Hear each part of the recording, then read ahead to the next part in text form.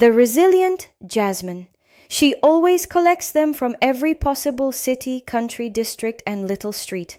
On that rainy day, when we were flying out of Goa, my mother told me she had packed some flowers in her suitcase. I was very surprised, because we had always been warned that you couldn't take plants on a plane, that they would either be confiscated or we would be fined. But my mother assured me that she would pack everything properly and place the little plants at the bottom of the suitcase.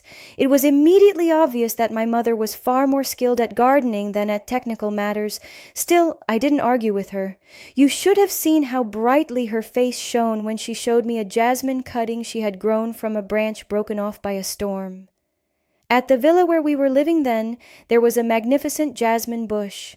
It was from that very bush that the restless monsoon wind had snapped a branch.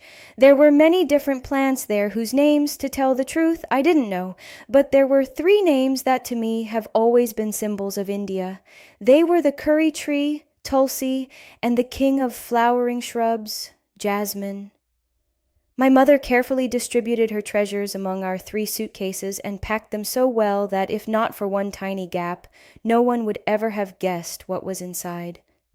As we went through passport control after arriving in Moscow, I was trembling.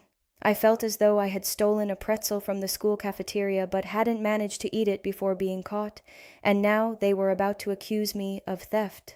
Yet my mother's determination to bring her flowers home was far stronger than my fear, and everything went quickly and smoothly. But the flowers' journey was far from over. They still had a long way to travel to Georgia. From Moscow we continued on, then crossed all of Turkey. After many long days on the road, through customs inspections, changing climates, and shifting weather, the weary little heroes of Indian nature finally arrived in hot, thank God, Turkey. My father laughed and said that they should be grateful they hadn't ended up in Russia instead. What also saved the plans was that, after the flight from Goa to Moscow, they no longer traveled in dark, cramped suitcases, but in the trunk of a car. Several years have passed since then. The tulsi has taken root, the curry tree has already bloomed, and its flowering ended only 3 days ago. I deeply regret that I didn't record it on camera. As for the jasmine, a year after its great journey, it was transplanted into the ground. Today I suddenly remembered my Indian vocal teacher. His name is Sitanad Biswas. At that very moment, my mother came into my room after watering the garden. She smiled and said, "Open your hand." I looked at her in surprise, but I opened my palm.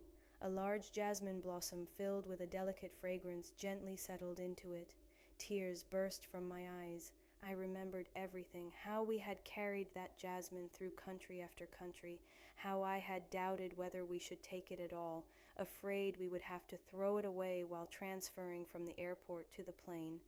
Having endured every hardship together with its green companions, the grateful jasmine now blooms in gratitude, awakening the brightest memories of my time in India.